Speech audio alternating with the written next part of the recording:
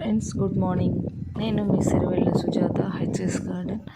Friends, ఇక్కడ నా గార్డెన్లో ఒక చిన్న పని చేస్తున్నా. అదేంటంటే ఆల్రెడీ ఈ బకెట్లో అంజీర్ ప్లాంట్ ఎండిపోయింది. అయితే మట్టిని తీసి ఆరబెట్టి చక్కగా మళ్ళీ దాన్ని ఈ పాట్లో నింపుకోవాలనుకున్నా, కానీ క్లైమేట్ సరిగా లేదు. వర్షం పడితే బిల్డింగ్ మొత్తం పాడవుద్ది కదా, అందుకోసమని ఆ మట్టిని తీసేసి కిచెన్ వేస్ట్, గార్డెన్లో వచ్చినటువంటి డ్రై లీవ్స్ అన్నీ కూడా కలెక్ట్ చేసి పెట్టుకున్నాను. వాటితోటి నేను కంపోస్ట్ ఈ బిన్ని నింపుకుంటున్నాను. ఇక్కడ చూడండి, అడుగు భాగంలో స్టోన్ పెట్టేశాను. అక్కడ 2-3 ఇంచెస్ మట్టి వేసుకున్నా. ఆ పైన డ్రై లీవ్స్ వేసేసుకొని వాటిపైన మళ్ళీ అన్నం ఉంది కదా, ఆ అన్నంను డైరెక్ట్గా వేయకుండా మట్టిలో కలిపేసేసుకొని లేయర్ వైజ్గా బిన్ని నింపుకోవడమే. ఎందుకంటే డైరెక్ట్గా వేస్తే కొంచెం గట్టిగా అయిపోతుంటుంది అన్నమాట. అలా కాకుండా మట్టిలో కలిపేసేసుకుంటే ఆ మట్టి అన్నం పాడయ్యే కొద్దీ వాటర్ అనేది వస్తుంది కదా, ఇప్పుడు ఈ మట్టి అబ్జర్వ్ చేసుకొని పొడి పొడిగా ఉండడానికి హెల్ప్ చేస్తుంది అన్నమాట. ఆ పైన మళ్ళీ చూడండి డ్రై లీవ్స్ వేసుకుంటున్నాను.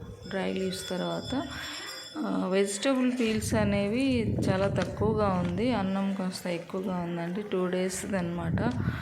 నిన్నటిది ఇవాళది కలిపి నేను ఇలా వేస్తున్నాను. లాస్ట్లో కొంచెం వెజిటబుల్ పీల్స్ ఉంది, అది వేసుకుంటాను అనమాట. బాగా ఇట్లా లోపలికి ప్రెస్ చేయాలన్నమాట. వేసాక మళ్ళీ ఆ పైన మళ్ళీ మట్టి వేసుకోవాలి. ఇక్కడ మీరు చూస్తున్నారు వెజిటబుల్ పీల్స్. ఆ వెజిటబుల్ పీల్స్ మళ్ళీ ఒక లేయర్ వేసుకోవాలి.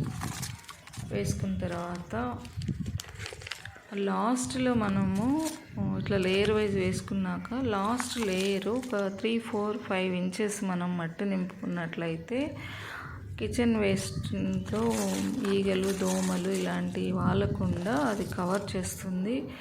ఇంకా కంపోస్ట్ కూడా ఇది సీజన్ కాబట్టి చక్కగా హీట్ అనేది ఉంది కాబట్టి త్వరగా తయారవుతుంది. డైరెక్ట్గా మనం సీడ్స్ వేసుకోవాలంటే మాత్రం ఒక 2-3 డేస్ వాటర్ పెట్టుకోవాలి. ఎందుకంటే కంపోస్ట్ ప్రాసెస్ జరుగుతున్నప్పుడు హీట్ రిలీజ్ అవుద్ది కాబట్టి మనం వేసిన విత్తనాలు చనిపోయే అవకాశం ఉంటుంది, జర్మినేట్ అనేది జరగదు. కాబట్టి ఇలా చేయండి ఫ్రెండ్స్. నచ్చితే లైక్ చేయండి, షేర్ చేయండి. Thank you for watching.